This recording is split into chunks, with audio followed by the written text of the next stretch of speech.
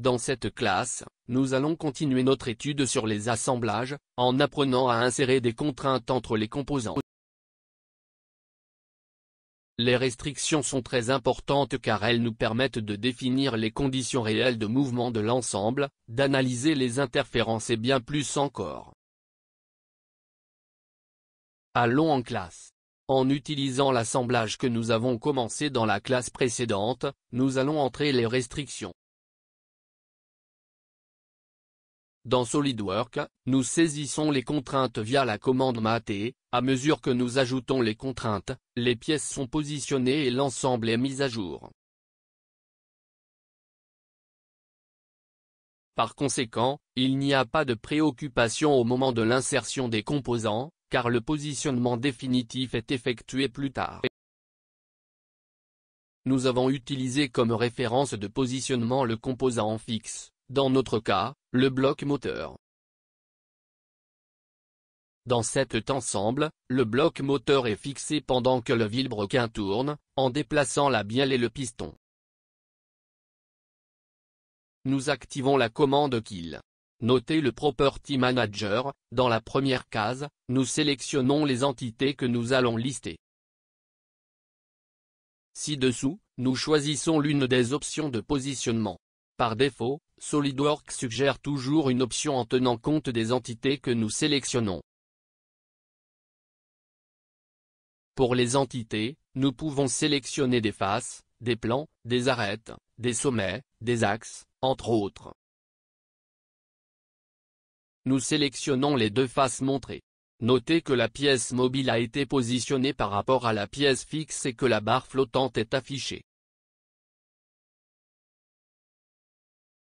Par défaut, SolidWorks a appliqué le rapport de concentricité, qui est la contrainte souhaitée dans ce cas. Mais si nous voulions appliquer une autre restriction, il suffit de cliquer sur son icône. Nous avons confirmé et noté que le mouvement de cette pièce est maintenant limité, mais pas complètement. Pour le rétrécir complètement, ajoutons un autre mat. Nous sélectionnons les faces affichées et appliquons la relation coïncide. Voyez que maintenant le seul mouvement de ce composant est le spin. Maintenant, mettons la bielle en position. Nous sélectionnons les faces montrées et définissons la relation concentrique. Nous sélectionnons les deux autres faces et la définissons sur coïncide.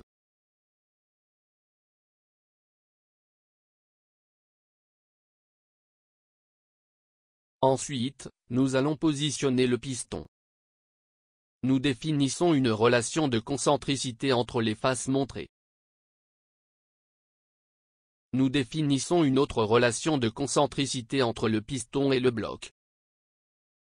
Pour terminer le positionnement, dans l'onglet Advanced Mat, nous sélectionnons l'option YDTH pour centrer une pièce par rapport à l'autre. Dans la première boîte, nous sélectionnons les faces de la bielle, qui seront centrées par rapport au piston. Dans la deuxième boîte, nous sélectionnons la face du piston. Confirmé et prêt, notre set est complètement restreint, maintenant sa fonctionnalité. Voyez, nous pouvons tourner le vilebrequin et visualiser le mouvement de la bielle et du piston. Nous pouvons modifier les contraintes à tout moment car elles sont stockées dans l'assemblage. Nous avons terminé cette classe, où nous avons appris à appliquer mat, définissant les relations entre les composants et simulant leurs conditions d'assemblage réelles.